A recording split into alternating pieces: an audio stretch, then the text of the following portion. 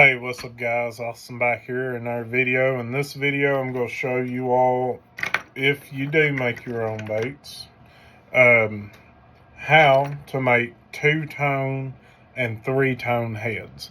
So, what that means is kind of like how this spinnerbait is. Well, this buzzbait head is, for example, has chartreuse, and then it goes to green/blue. Kind of how this PB&J is. It's brown and purple. Here's more of a sungill color. It's an orange. So you won't be able to get these exact, but what you can do is be sure to get both colors on the head. And what this allows you to do is it will allow you to be able to match your skirts perfect. So kind of how this one is. Do that. So you can see green, pumpkin, purple, and black in that. And that's what you're going to do on the head. I mean, it won't be exact, like I said, but you will be pretty close on it. Like this one here, this is tan, brown, got some black specks, and a hint of green pumpkin. So this one will actually be a 4-tone head. So, couple things you will need is, number 1, you're going to need a heat gun. Number 2, you're going to need a paintbrush. Number 3, you are going to need some powder paint. Now, I hate when my powder paint does this. It clumps up, and I have no idea why it does that. Like you can see a big clump right here, big clump there. You just kind of have to break it up, because that will give you issues. I will go ahead and tell you that. If you do have a lot of powder paint with a bunch of clumps, it will give you issues. And the issues it will give you is it won't be a smooth powder paint.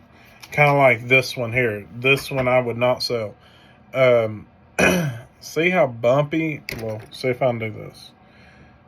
Maybe. See how bumpy?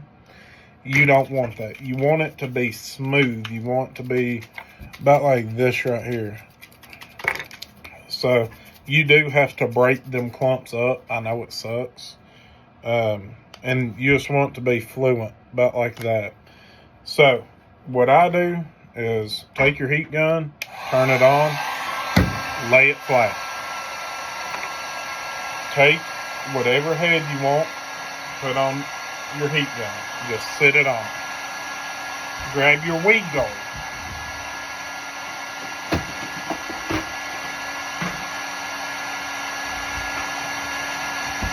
I hold my guard in my mouth.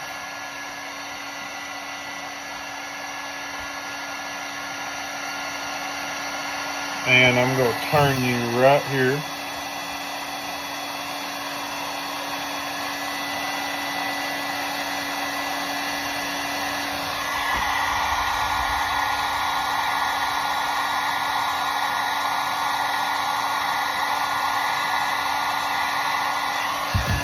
There will be plenty.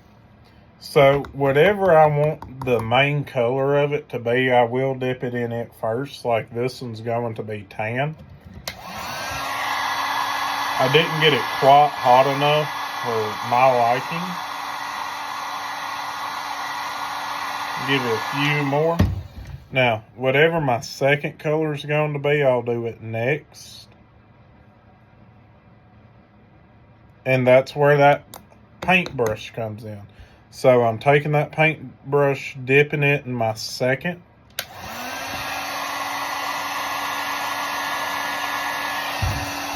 Now, I'm going to take that same paintbrush, dip it in my third.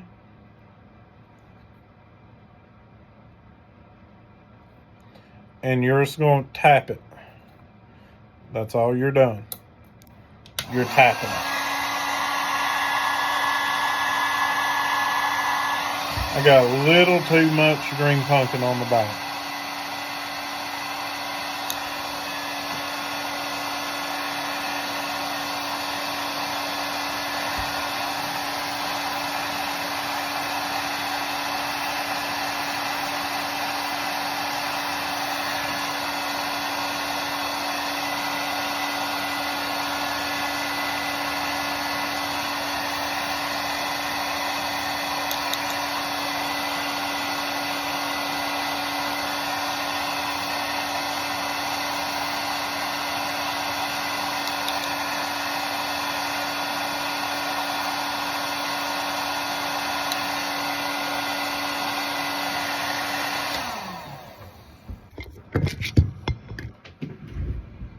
Now, the whole time I've been painting that, I've had that guard in my mouth.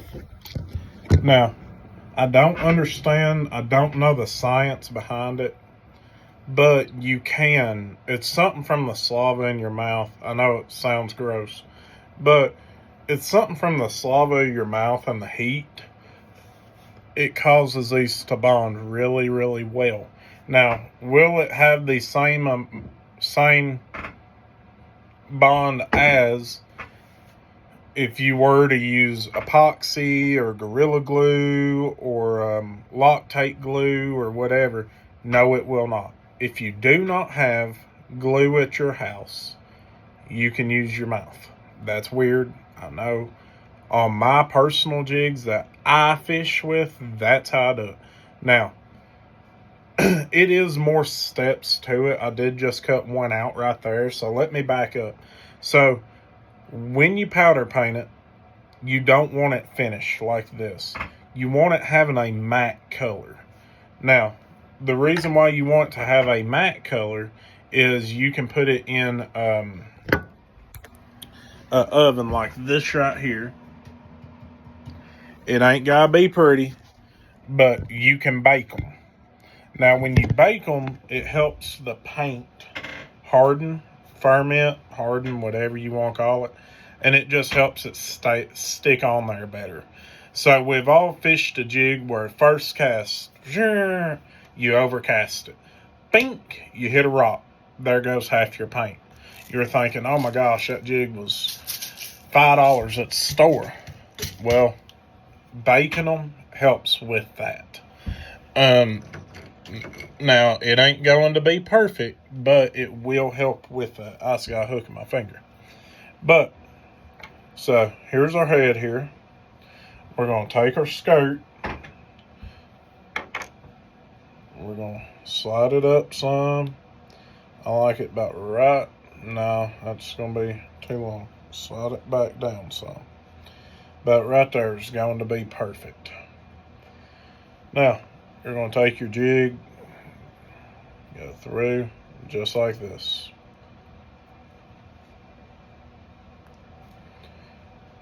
So, that step y'all already know. Now, let's talk about the perfect flowing skirt real quick. So, I don't know if you can see it. Yeah, you can. See how them skirt strands is kind of crossing each other, or they're still stuck together. You can take your paintbrush, and you can go in and comb them. I like doing this just to make sure every one of them has its own free flowing motion. And when you get it, you'll see it kind of pop. Alright, so there's your jig. Now, let's talk about cutting your skirt. I still see another strand I did not get. There we go. Now, let's talk about cutting your skirt. People cut them off at the hook. People cut them off way back here. I like me a longer skirt. Here's why. So, when a bass, a largemouth, eats something, it sucks it in. Literally. It just allows it a little bit more to suck in. I've got some scissors around here. I was going to find them. They may be in the boat. They're in the boat, I guarantee it. But this would work just fine like it is. What I would do, though, is about the halfway mark from here to the base of your hook. I'm going to cut about right here. I'm going to cut it about right there. Well, if I pinch all of it, about right here. So, there's that. Now, you're probably wondering about the paint and the eyelet. Just take a hook. It can be any hook. I use the rusty ones that I normally ain't going to be fishing with. and I just poke it in it like that right there, swish it around a time or two, and your eye of your jig is maybe clean. So let's see how that weed guard's set up with the Slava. So most people's going to push right here to get a trailer on there. Well, what happens if you push way up here?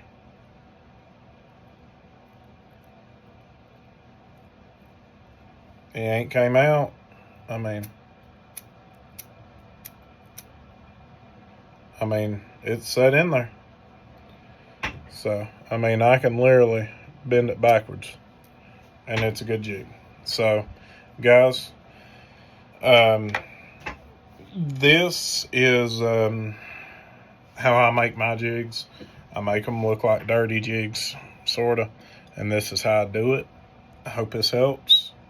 And guys, nonetheless, be sure to check out Dog Patch Trading Post, Saddlebrook Outdoors, Kurt Singer Sunrise Outfitters, The Tackle Spot, and Badwoods Outdoors. Guys, please give God all the glory. Be safe, have fun, do something nice for somebody, please. Even if it's us saying hi. If y'all don't care, I know I don't ask this much. I'm getting ready to start because I would really like to hit 50 subscribers. That thus helps do a lot more things on YouTube. It allows me to do lives with you all, kind of interact with you all, answer your questions, and go from there. So please subscribe if you don't care. And guys, thank y'all. Y'all have a good one.